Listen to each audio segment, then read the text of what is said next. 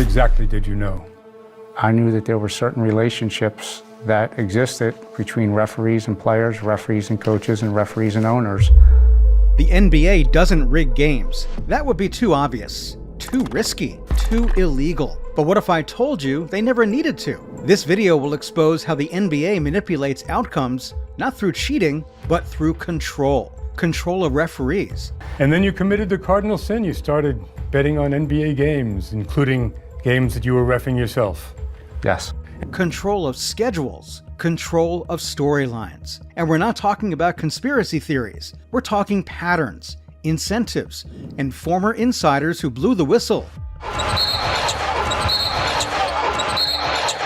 Literally. From the infamous 2002 Western Conference Finals. Everybody could make that shot, that's last shot. It's just lucky shot, that's all.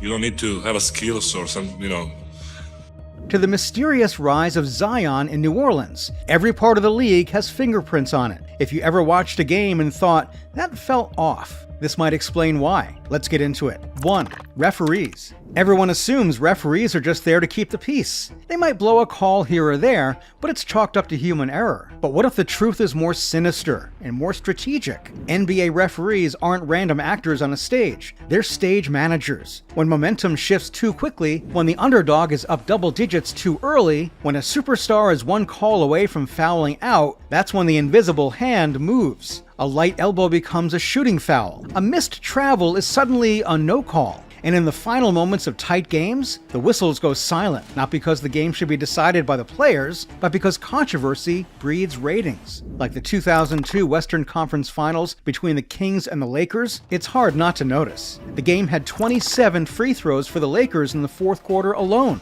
Years later, disgraced referee Tim Donaghy would claim it was league influenced. Not rigged, influenced. There's a difference. One is criminal, the other is branding. 2.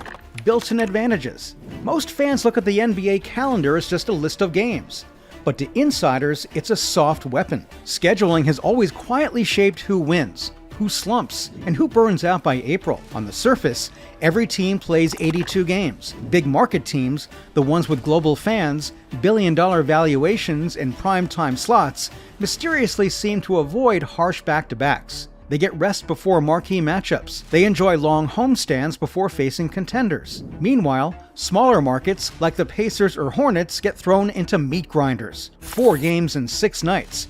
Brutal travel, and early season slumps that bury them in the standings. It's not just about fairness, it's about optics. A tired team doesn't make good TV, and when stars are fresh, the highlights flow. The NBA doesn't rig games, but it sure knows how to arrange the furniture before the curtain rises. 3. Selective discipline. When an NBA player breaks a rule, you better expect punishment to be automatic. But in reality, it's negotiated. It's timed. It's massaged. The league has shown over and over that suspensions are not just about justice, they're about timing, ratings, and public relations. Take Ja Morant. His first gun-flashing incident got him a brief suspension, but only after major backlash. Ja Morant has released a statement after he was seen holding a gun in a video on social media. This past March, Morant got in trouble after a similar video showed him holding a gun at a Denver club. He did not face any criminal charges, but was suspended by the NBA for 8 games. His second one brought a bigger penalty, but only after the optics became too loud to ignore. Meanwhile, LeBron James broke COVID protocols during a high-profile tequila event in 2021 and wasn't suspended. LeBron James has reportedly tested positive for the coronavirus. According to TMZ, James tested positive for the virus Tuesday afternoon after using a lateral flow test.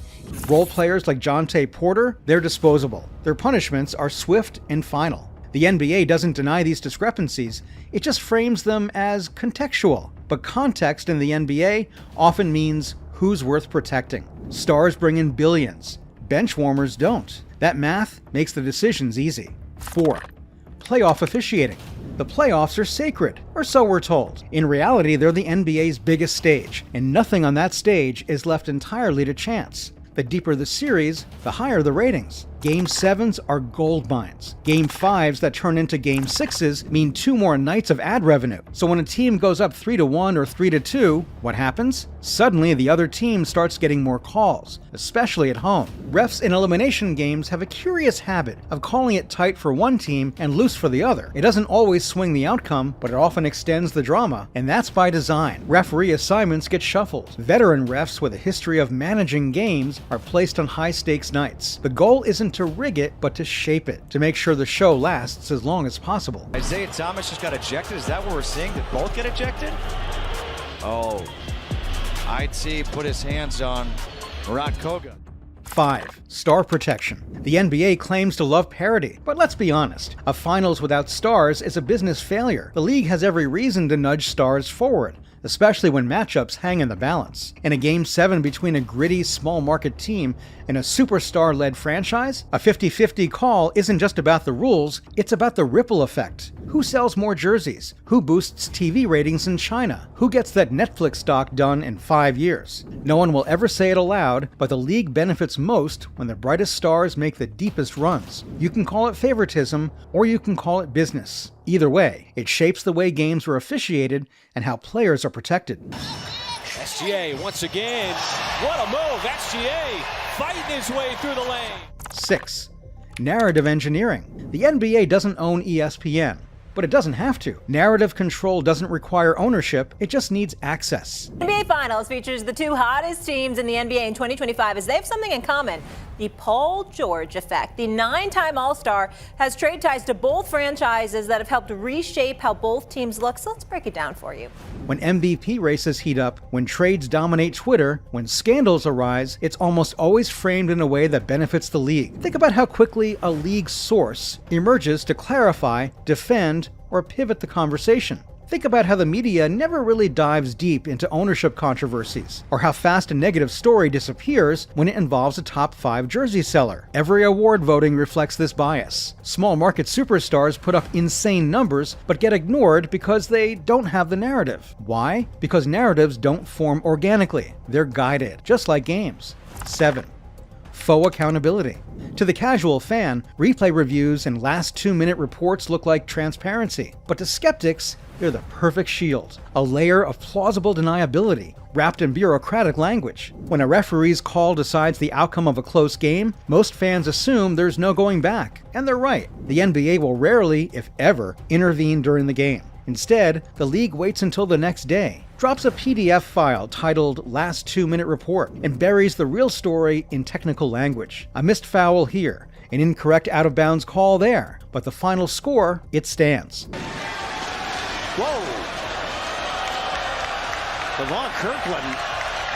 That might be a little bit of an overreaction. The playoffs move on, and the team that got robbed, they get a footnote and a spreadsheet and a vacation. It's not justice. It's damage control. These reports serve a single purpose. They acknowledge the mistake after it can't hurt business. They give the appearance of integrity without ever threatening the product. It's like a magician revealing a trick after you've already paid for the show. Replay reviews are framed as a safeguard, but more often than not, they muddy the water. There's no fixed standard. What's a flagrant foul in October might be just physical basketball in May. A player like Draymond Green can wrap up technicals, scream in a ref's face, or commit hard fouls, but unless the cameras, Twitter, and ESPN are all screaming too, nothing happens. Public pressure becomes the real referee. You've seen it.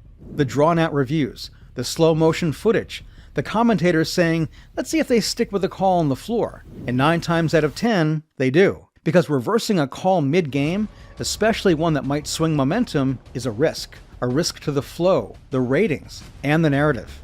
And the narrative is king. The real power of replay isn't truth, it's control. It lets the league pause the moment. Take a breath, listen to the room, then make a decision that serves the game's storyline, not necessarily its rules. We saw this in Game 1 of the 2018 NBA Finals. J.R. Smith's infamous blunder is what fans remember, but rewind just 30 seconds. LeBron James takes a charge from Kevin Durant. The ref signals offensive foul. Momentum swings. Then the refs decide to review whether James was inside the restricted area, a rule that wasn't even triggered by the original whistle. They overturn the call. 2 free throws for KD, just like that. Cleveland loses its shot to steal Game 1, and the series spirals. LeBron James ultimately got called for the offensive foul. I think that's inexcusable. If you call it in the moment, that's one thing. But it's too close to call for the referees to insert themselves into that equation by going to the videotapes and reviewing it and overturning a call that clearly is not that decisive. Was it the right call? Maybe. But the process wasn't about accuracy. It was about leverage. It was about keeping the Warriors on track, the ratings high, and the drama alive. So when the NBA says it's committed to transparency, understand what that really means. Not fairness, not consistency, just enough honesty to keep fans from rioting, just enough review to let ESPN play the clip in slow-mo, just enough clarity to make you doubt your own eyes. Because when fans believe the system is fair, even when it's not, they keep watching. And in the end, that illusion is good enough. For the league, for the sponsors, and for the billions riding on every bounce of the ball. 8. Draft lottery. The draft lottery is supposed to be random, a ping-pong ball ballet, but too often the outcomes feel convenient. The Cavaliers lose LeBron and win the lottery in 2010. The Pelicans lose Anthony Davis and win the Zion sweepstakes. The Spurs go irrelevant for years, then land Wembayama. Every year the league needs to save a struggling market, boost a storyline, or give fans hope. Lottery luck seems to smile in just the right place. Is it rigged? There's no proof. But the patterns raise eyebrows. And because the process happens behind closed doors, we're left to trust the very people who benefit most from the outcomes. It's not rigged, it's just too perfect too often. 9. Makeup calls and game flow management. Basketball is emotional. Players aren't just running plays, they're reacting to trash talk, momentum swings, crowd noise, and personal pride. The game breathes. And the referees? They're not just enforcing rules, they're managing a living, volatile performance in real time. They're the conductors of an unpredictable symphony. And that's where things get blurry, where makeup calls and flow management quietly begin to shape outcomes. When one team gets a questionable whistle, a soft foul on a star, a borderline offensive charge, the very next play often sees the other team catch a break. A loose ball foul, a missed travel, a seemingly random call that balances the scales. This is not in the rulebook, it's in the culture. Referees won't admit to it, but makeup calls are real. Not because refs are corrupt, but because they're human. They're under pressure. And when 20,000 people are booing and one coach is red in the face, screaming across the sideline, the easiest way to calm the storm is to blow the whistle the other way. It's not justice, it's conflict resolution. This subtle dynamic shows up in every game, but it's especially loud in high-stakes moments. A playoff game, a national TV showdown. The refs are trained not to just call the rulebook, they're trained to manage the show. Because the NBA is not just a sport, it's a product, a story. And stories need rhythm. Too many fouls slow things down. Not enough whistles and the game gets chippy. The refs walk that tightrope in every quarter, protecting stars from foul trouble, managing tempers, even manipulating pace to match commercial breaks and TV drama. Take blowouts, for example. If one team jumps out to a 25-point lead early in the third quarter, watch what happens. Suddenly, the trailing team gets a few friendly whistles, a moving screen, a ticky-tack reach-in. Not enough to feel rigged, but just enough to swing momentum. Just enough to keep people watching. Because a 25-point game in the third, viewers change the channel. A 13-point game with 6 minutes left, people stay. This is not conspiracy, it's production. Even player-specific decisions reflect this thinking. Stars like LeBron, Steph, or Luka get leeway, not just because they're great, but because their presence on the court is essential to the show. If a star picks up 2 quick fouls in the first quarter, you'll often see the whistle disappear for a few plays. The refs are giving space, not for fairness,